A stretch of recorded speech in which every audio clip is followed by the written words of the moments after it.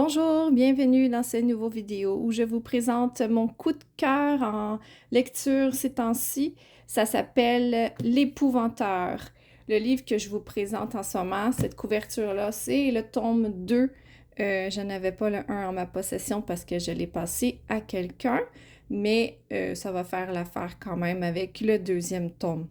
Pourquoi j'aime ce livre? C'est à cause les aventures sont quand même intéressantes. Je vais vous faire un petit préambule pour expliquer un peu qu'est-ce que c'est que l'épouvanteur.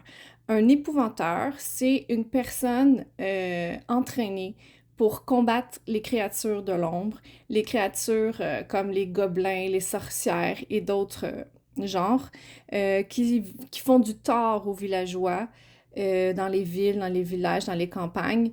Ces créatures-là, souvent, vont tuer par plaisir, ils vont ramasser les pouces de leurs victimes, surtout pour les sorcières, et ils vont puiser du pouvoir par les os de pouces qu'elles font, qu'elles touchent et qu'elles gardent en collier autour du cou. Certaines créatures vont aussi être les alliés du mal, du malin, donc on parle en fait du diable. Puis l'épouvanteur, lui, son ouvrage à lui, c'est que tout le monde soit en sécurité dans les villes et villages. Donc l'histoire commence par un jeune garçon de 12 ans, si je ne me trompe pas. Il s'appelle Tom Ward. Ce garçon est le 7e fils d'un 7e fils. Qu'est-ce que ça fait, ça? C'est que quand on est le 7e fils d'un 7e fils, on est doté de pouvoir pour une certaine résistance contre les créatures de l'ombre et on est habilité à devenir un épouvanteur. On a les capacités de devenir un épouvanteur. Donc, quelqu'un qui ressent aussi quand les créatures vont arriver par un froid intense. Là, on sait que, oh, il se passe quelque chose, il faut veiller. Donc, ici, ça c'est le tome 2, comme je disais. Ça, c'est vraiment un peu comme on nous décrit l'épouvanteur avec une cape, son bâton, et il traîne sur lui une chaîne d'argent, car l'argent peut entraver beaucoup de créatures maléfiques. Il va garder dans ses poches aussi un côté du sel, de l'autre côté de la limaille de fer qu'ils vont lancer sur leurs assaillants et tenter de les arrêter. Donc, Tom Ward, le jeune garçon de 12 ans, il va devenir un épouvanteur. Cet épouvanteur-là s'appelle Grégory. Oui, il s'appelle Grégory. Il va le prendre sous son aile. Il va lui enseigner, je suis en train de bouger ma caméra encore. Il va lui enseigner ce qu'il sait. Il va faire un stage chez lui, à sa maison, et il va apprendre le métier sur le tas. Et c'est ça. Donc, ce livre-là, à la base, était écrit en anglais. On a eu quelqu'un qui nous l'a traduit en français. On va aller voir le nom. C'est une madame. Juste traduit de l'anglais par Marie-Hélène Delval.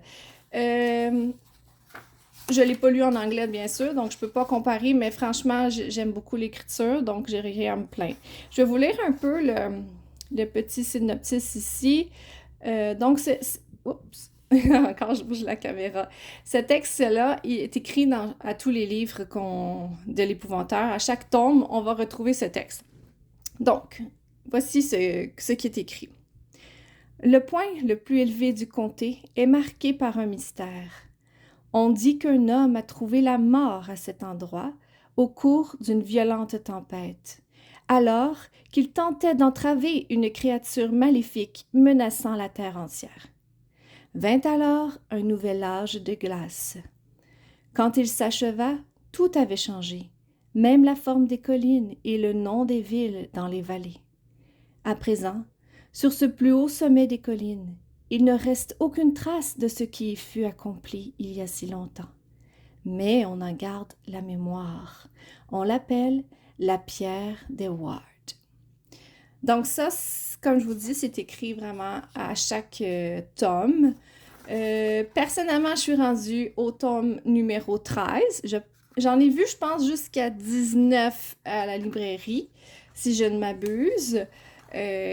Combien que ils ont été écrits en anglais, je ne le sais pas. Je n'ai pas été vérifier l'information.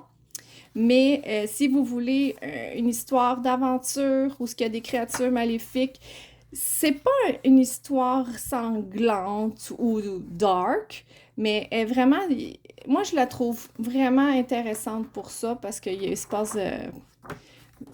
Je veux pas vous raconter qu'est-ce qui se passe, c'est sûr. Donc il y a quand même beaucoup d'action dans ce livre-là.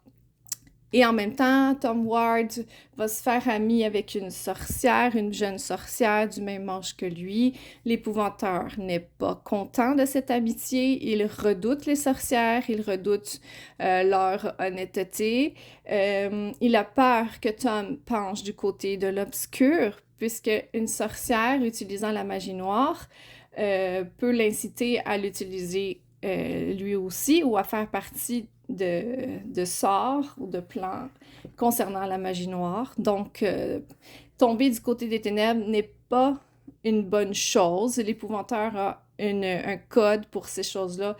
Pour lui, on ne touche jamais au sort venant des ténèbres pour être sûr de ne jamais plonger dans les ténèbres. Mais malheureusement pour lui, un jour, il n'y aura pas le choix, d'après l'histoire, comment qu'elle s'avance, il n'y aura pas le choix d'accepter certaines choses, vu l'enjeu qui se présente.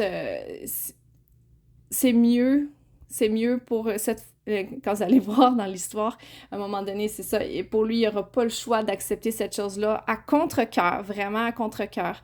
Mais pour le bien des villageois, le bien des villes, la sécurité de tous, il va accepter de faire cette chose-là. Bon, mais c'est pas mal tout ce que je voulais vous dire à propos de ce livre-là. Il est pas... Moi, j'ai acheté la version la plus petite. Il y a une version qui est un petit peu plus grosse. Ça se traîne assez bien dans un fourre-tout, dans une sac quand on va au dentiste ou à l'hôpital, un rendez-vous, peu importe où. C'est ça. Fait que... La prochaine fois, je vais vous arriver avec un nouveau cahier. Ça va être Les agents de Monsieur Socrate. Je ne sais pas si vous savez qu'est-ce que c'est, mais j'ai vraiment adoré ces livres-là aussi. Je vous remercie d'écouter mon vidéo. N'hésitez pas à me mettre un petit pouce pour me dire que vous appréciez et on se revoit dans une prochaine vidéo. À plus!